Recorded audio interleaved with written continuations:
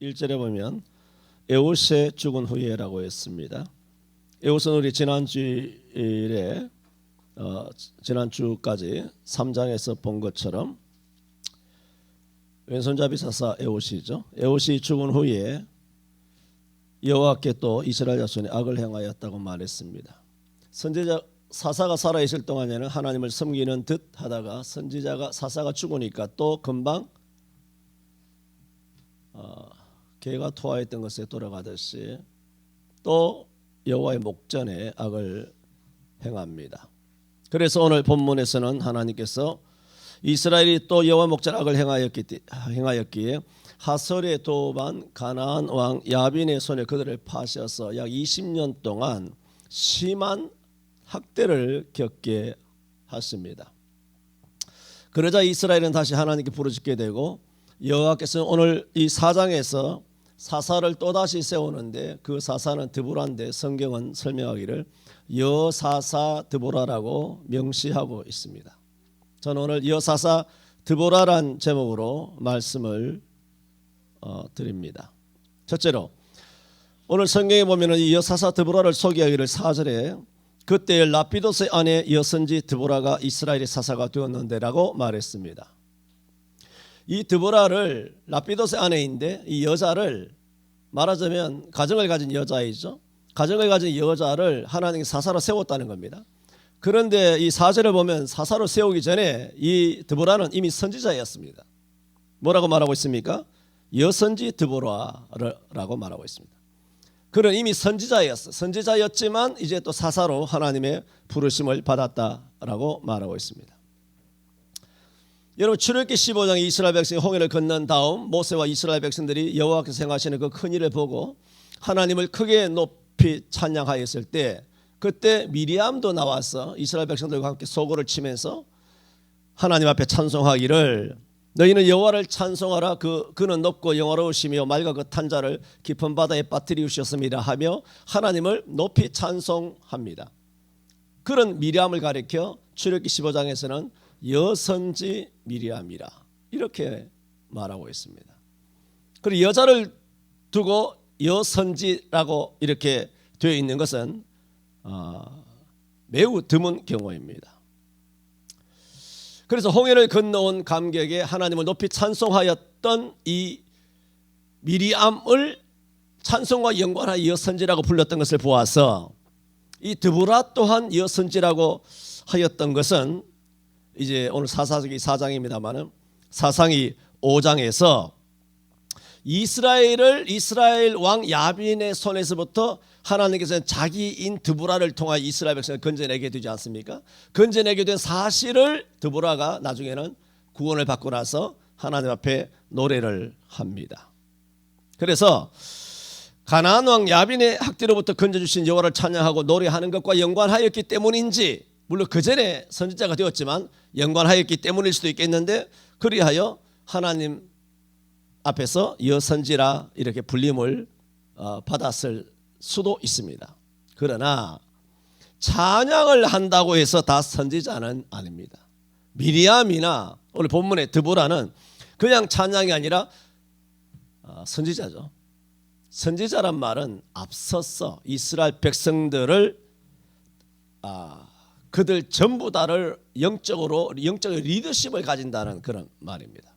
그래서 이스라엘로 하여금 여호와를 높이고 찬양하는 데 있어서 앞장서서 특별히 쓰임받은 존재, 그런 존재였기 때문에 하나님께서 미리암도 여선지라 오늘 드보라도 사사가 되기 전에 여선지 드보라라 이렇게 하셨을 것이다 라고 충분히 추정할 수 있습니다. 하나님 앞에 특별히 쓰임받은 사람이 누구이냐? 바로 여선지 드보라라. 첫 번째 말씀을 드렸습니다. 드보라는 사사가 되기 전에 이미 여선지였다. 두 번째로 그런데 이 드보라는 사사가 되었죠. 사사가 된 이후에 사사기에는 12명의 사사가 나오는데 다른 사사들과 달리 유일하게 사사기에서 이스라엘 백성들을 재판합니다. 놀랍지 않습니까? 이건 신구약의 유일합니다. 사사기 12사사들 중에서도 재판한 사사는 이 여자 사사 드보라밖에 없습니다. 신구약 전체에서 여자로서 재판을 해 있을 수 없는 것입니다. 그런 면에서 오늘 여사사 드보라라는 제목으로 말씀을 드리는 것은 드보라는 특별하게 쓰임을 받은 여인이다 라고 성경은 우리에게 소개하고 있습니다. 물론 사사들 중에는 유일하다 혹은 신구약 성경에서 여자로서 재판하는 것은 유일하다이지만 물론 성경의 재판은 출애굽기에서부터 시작되죠. 누구를 통하여? 모세를 통하여. 누구를 통하여? 아론을 통하여. 누구를 통하여? 1000부장, 500부장, 100부장, 50부장, 10부장을 통하여 재판이 됩니다. 그래서 출애굽기 18장 21절 18장에 보면 그대는 또 온 백성 가운데서 말하자면 모세의 장인 이드로가 그 모세를 권면하고 있지 않습니까? 혼자 앉아가지고 온 이스라엘 백성을 땡볕 광야 땡볕에 햇빛을 가릴 그늘도 없는 곳에 다 서가지고 그냥 녹초가 되도록 줄 서가지고 혼자서 재판하고 있으니 재판하는 사람이나 재판 기다리는 사람이나 사람 지쳐서 죽을 지경이다 말이에요. 그것을 광야에서 들어온 그 장인 이드로가 보고는 그대는 또 온 백성 가운데서 제덕이 겸전한 자 곧 하나님을 두려워하며 진실 무망하며 불의한 일을 미워하는 자. 그래 뇌물을 받고 오늘 우리나라 뇌물공화국이 됐지 않습니까? 뇌물을 받고 세금에 빨대를 꽂아가지고 국고가 막 자기 주머니 쌈짓돈인 줄 알고 아주 해외여행 버킷리스트로 해외여행을 돌아다니고 온갖 이런 것은 여러분 우리나라 5천 반세기에 이런 일 없었습니다. 희한합니다. 뭐 이런 종래기가 다 있나? 불의한 일을 미워하는 자를 빼서 백성위에 세워 1000부장과 100부장과 50부장과 10부장을 삼아 뭐라고? 그들로 때를 따라 백성을 재판하게 하라.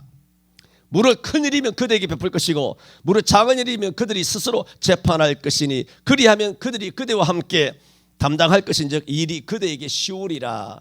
같이 지치지 않을 것이다 라고 하여 1000부장 500부장 100부장을 세우라고 권면한 내용. 그 권면한 목적이 뭡니까? 재판하는 데 있어서 재판장을 세우라는 것입니다. 또 출애굽기 18장 13절에는 이튿날에 모세가 백성을 재판하느라고 백성은 아침부터 저녁까지 모세의 곁에 섰는지라. 신명기 17장 9절에는 레위 사람 제사장과 당시 재판장에게로 나아가서 물어라. 그리하면 그들이 어떻게 판결할 것을 내게 가르치리라. 그러므로 이 사사기가 있기도 전에 출애굽기, 레위기, 민수기, 신명기에 보면 또 여호수아서에도 보면 재판은 계속되어 왔습니다. 이 드보라가 처음 재판하는 것이 아니라 전부 다 남자죠. 모세, 아론, 레위인, 제사장들, 뭐 1000부장, 500부장, 100부장 이런 분들이 다 재판을 해왔었습니다. 그런데 사사기에 와서 많은 사사가 있는 중에 놀랍게도 이 드보라가 선지자였는데 선지자는 재판하는 사람이 아닙니다. 사사는 재판하거든요. 사사는. 그래서 이 사사가 되어가지고 자기네 백성들의 잘잘못을 재판하는 것입니다. 그래서 5절에 이렇게 되어 있죠. 그는이 누굽니까? 드보라죠. 드보라는 에브라임 산지 라마와 베델 사이 드보라의 종려 나무 아래 거하였고 이스라엘 자손은 그에게 나아가 재판을 받더라. 그렇게 말했죠. 재판하는 일은 출애굽기에서부터 있어 왔지만 사사들 중에 또 여인들 중에 성경상에서 유일하게 이 사사 드보라만 재판을 하였다는 성경의 기록은 그런 면에서 매우 특별하다 생각이 듭니다. 생각이 드는 게 아니죠. 성경이 그렇게 말씀하고 있습니다. 세 번째로 오늘 이제 사사기 4장 전체를 우리가 본문으로 읽었습니다마는 사사기 4장은 또 하나 놀라운 것은 성경 전체에서 여성이 주도적인 구원자의 역할을 하고 있다는 겁니다. 여성이 주고 남성이 종적인 그런 관계입니다. 그런 면에서 오늘 이 사사기 4장, 물론 5장도 연결됩니다만은 이 4장은 특이한 기사입니다. 여러분, 우리 사사기 다음에 룻기가 나옵니다만은 룻기에서는 룻의 가정, 말하자면 나오미의 가정이죠. 룻의 가정에서 룻이 주도적인 역할을 감당합니다. 그가 이방 여인이고 또 뭐 어떻게 남편이 죽고 또 나오미를 따라서 왔고 그런 상황은 상당히 열악하죠. 그리고 그는 주류가 아니고 비주류죠. 그럼에도 불구하고 영적으로 봤을 때는 룻은 자기네 가정과 가문을 세우는 주도적인 역할을 하는 것이 누구냐? 나오미 아닙니다. 룻입니다. 그의 남편도 아닙니다. 룻이 가정에 주도적인 영적 리더십을 가졌다라 하는 것입니다. 얼마든지 그렇게 될 수 있습니다. 한국교회의 영적 리더십은 제가 자주 말씀드렸지 않습니까? 오늘날의 한국교회를 일군 것은 남자 아닙니다. 다 여자들입니다. 전에도 말씀드렸던 것처럼 뭐 이 교회 저 교회다. 교회가 정말 힘들고 하루에 빚이 하루에 은행 이자가 1억씩 한 달에 1억씩 하루에 1억씩 이렇게 엄청난 일이 있으면 남자들은 다 도망갑니다. 뭐 장로고 뭐고 다 도망갑니다. 그런데 권사들은 메어 달리요. 그 추운 겨울에도 시멘트 바닥에 엎드려가지고 꿇고 금식하며 처리하며 그러므로 교회에서 정말 금식하고 처리하며 은사받고 능력받은 사람들 가운데 목사, 장로는 아주 예외가 있어요. 대부분은 그 남자가 누구냐면 목사들이고 그리고 장로 정도예요. 그리고 성령의 충만을 받은 사람의 한국교회 퍼센트로 보면 100에 99은 누가 교회마다 성령 충만 받았냐 하면 다 여자들입니다. 하여튼 남자들은 기도 안 해요. 기도 안 해요. 메어 달리지는 않아. 남자들은 다 여자들이 그렇게 은사받고 능력받고 권능받아서 하나님 앞에 지사충성 죽도록 충성하는 거예요. 배신하지 않냐고. 끝까지 예수님 십자가 배신하지 않은 사람 다 여자들이고 남자들 다 도망가고 사도고 뭐고 목사고 다 벗어버리고 빨가벗고 다 도망가고. 그 다음 누구냐? 남자 꼬라지가 그런 것입니다. 여러분 여자 전부 다를 이야기하는 거 아닙니다. 착각하지 마세요. 저는 오늘 혹시나 뭐 또 자만에 빠질까 봐 오히려 뭐 자기 착각에 확신에 빠질까 봐 말씀을 드리는 겁니다. 오늘 이영선 집사님 기도를 들으면서 야 이게 기도구나 싶었어요. 기도가 제대로 됐구나. 하여튼 성도들 중에는 도둑놈들이 많아요. 목사님이 뭐합니까? 기도는 하나님이 받으시는 거지, 하나님이 아시는 거지. 이런 도둑놈들이 기도를 안 해봐서 뭐가 뭔지를 모르지.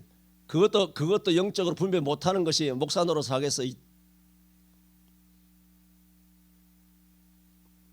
세치호로 입에 무슨 비단결처럼 그렇게 기도한다고 이 목사에게 기도를 들릴 줄 압니까? 하나님은 말할 것도 없고 나도 그 정도는 분별할 수 있습니다.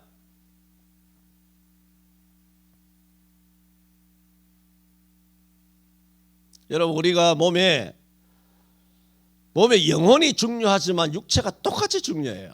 하나님이 만드셨고 우리 몸은 고전 3장 16절이나 6장 19절이나 너희 몸은 너희가 하나님께로부터 받은 바 너희 가운데 계신 성령의 전인 줄을 알지 못하느냐 그렇게 말했어요. 너희는 너희 것이 아니라 값으로 산 것이 되었으니 그러므로 너희 몸으로 하나님께 영광을 돌리라고 말씀했어요. 우리 몸은 성령이 거룩한 전이라 우리 영혼만 귀한 것이 아니라 다 중요한 거예요. 알곡만 중요한 것이 아니라 껍질이 있어야 돼요. 껍질 단단한 형식이 없이는 밥그릇이 없으면 그 밥을 어떻게 담습니까?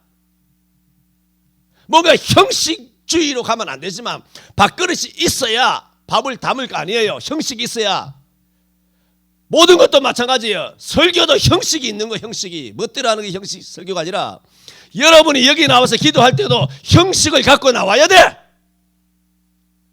여기 나와서 주구장창 아무렇게나 멋대로 씹으려는 것이 기도가 아니라 형식이 있어야 될 거 아니야. 내가 왜 이영선 집사님의 기도를 칭찬하냐 하면은 오늘 형식이 담겨져 왔어요. 그리고 안에 진실된 하나님의 하나님을 향한 소원이 똑같이 형식과 쭉정이 알맹이에 같이 있는 거예요.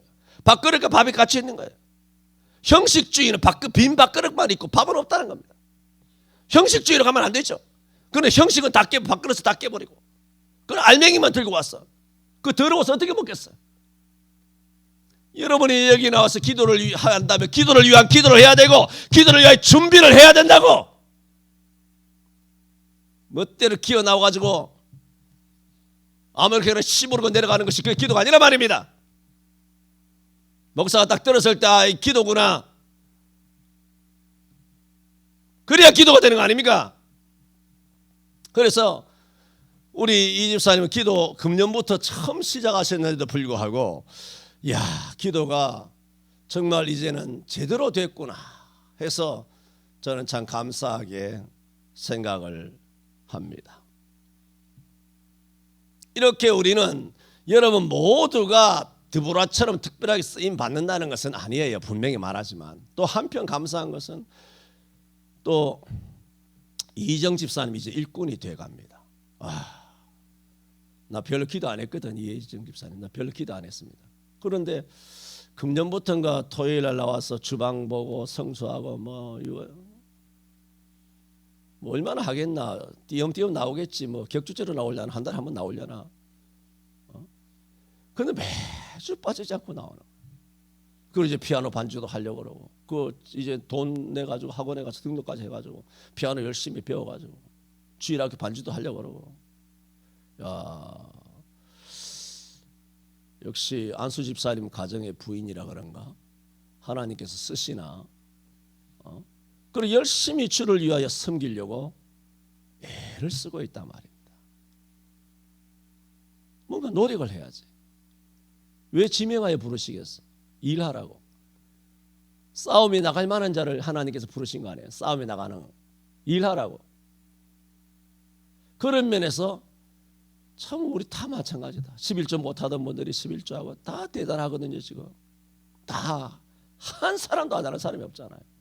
혹시나 있으면 뭐 마음이 갇히게 되겠지만 한 사람도 없어요. 우리 교회에 한 사람도 없다 그래서 내가 안 했는데 한 사람도 없다 그러니 한 것처럼 착각하지 말고 한 사람도 없어요. 11조 안 하는 분이.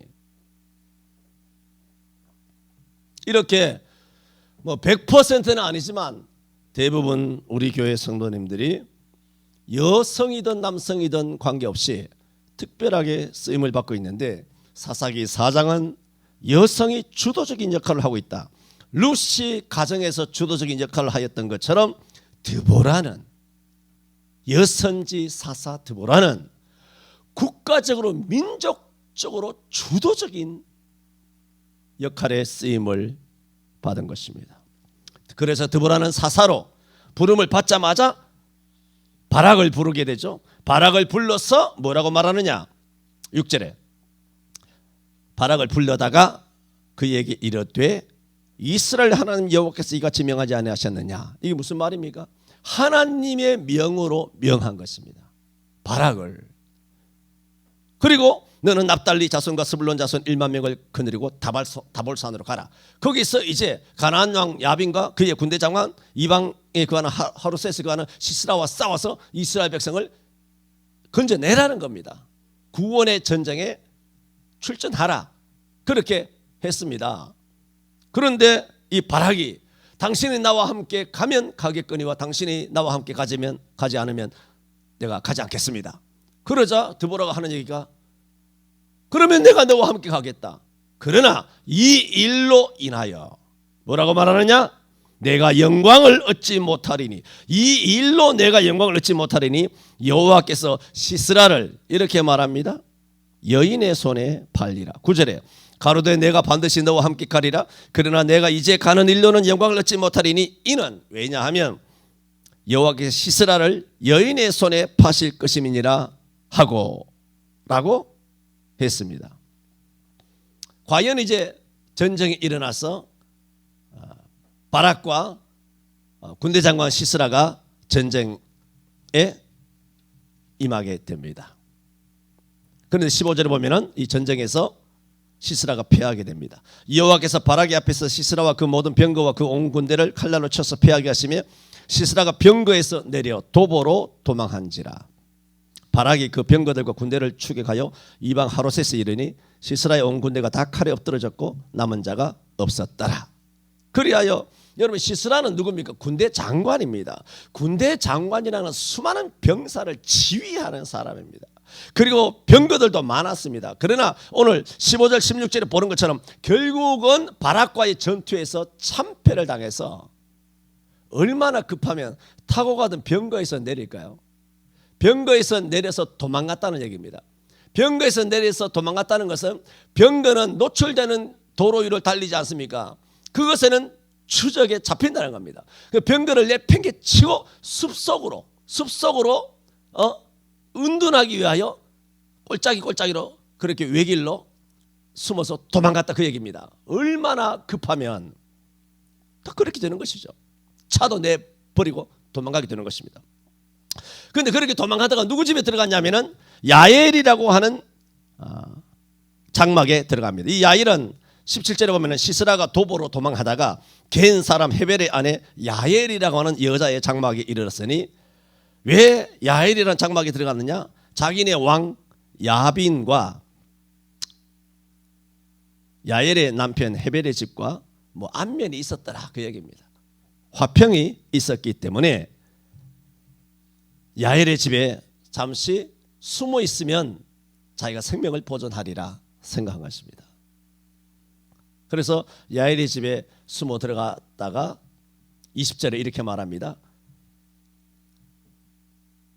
시스라가 그가 또 가로되 야엘에게 하는 말입니다. 장막문에 섰다가 만일 사람이 와서 내게 여기 도망간 시스라가 없느냐, 도망간 혹은 가나안 야빈의 왕의 군사 도망간 도망병이 없느냐, 그렇게 내게 묻기를 여기 어떤 사람이 있느냐 하거든 너는 없다 하라. 그렇게 되어 있죠. 그런데 20절에 여기 어떤 사람이 있느냐 하거든 너는 없다 해라. 내가 없다고 해라. 영구 없다 그런 얘기예요. 내가 없다 그렇게 말해라. 아무도 없다라고 말해라. 그런데 이 시스라가 여기 어떤 사람이 있느냐 하거든 없다라고 했을 때 여기 아주 묘한 의미가 있습니다. 어떤 사람이 뭐냐? 어떤 남자가 있느냐 하거든 여기 없다 해라. 이 사사기 4장은 그 의미를 던져다 주고 있습니다. 남자인 자기가 남자 없다 라는 그런 뉘앙스를 풍기는 그런 의미를 담은 여기 남자가 있느냐라고 했거든 여기 남자 없다 라고 말하도록 하라 하는 이와 같은 원문의 그런 의미를 통하여서 사사기 4장에서 남자들이 얼마나 초토화되었는가. 바락도 물론 훌륭하게 전쟁을 하여 그것이 당신이 가면 나도 함께 가고 안 가면 안 가겠다, 이것을 신앙이다 불신앙이다 이렇게 단정할 수는 없어요. 저도 그것은 단정하기는 힘들다고 봐요. 하지만 솔선해서 앞서간 사람은 바락은 아닌 건 사실이잖아. 그게 죄다 죄가가 아니다가 아니라 실제로 앞서간 사람은 누구냐? 사사 드보라예요. 전쟁에서 승리했죠 결국은. 근데 마지막에 이 군대 장관 시스라를 죽인 사람은 누구냐? 또 여인 야엘이란 말이에요. 그러면서 시스라 자기 입으로 여기 남자 있느냐 물으면 남자 없다 하라. 이런 묘한 성경의 그 의미가 내포하고 있는 것, 그것은 여선지 사사 드보라를 하나님께서 특별한 의미로 돋보이게 하고 있다, 드러내고 있다는 것입니다. 그래서 이 시스라는 결국은 야엘이라고 하는 여자의 치맛자락 뒤에 자신을 숨길 수밖에 없었지만 그 야엘에 의해서 자기가 운명을 달리하고 결국은 죽음에 이르게 되리라는 것은 상상도 하지 못하고 여기 남자 없다고 하라고 하는 것이 얼마나 희극이냐 말입니다.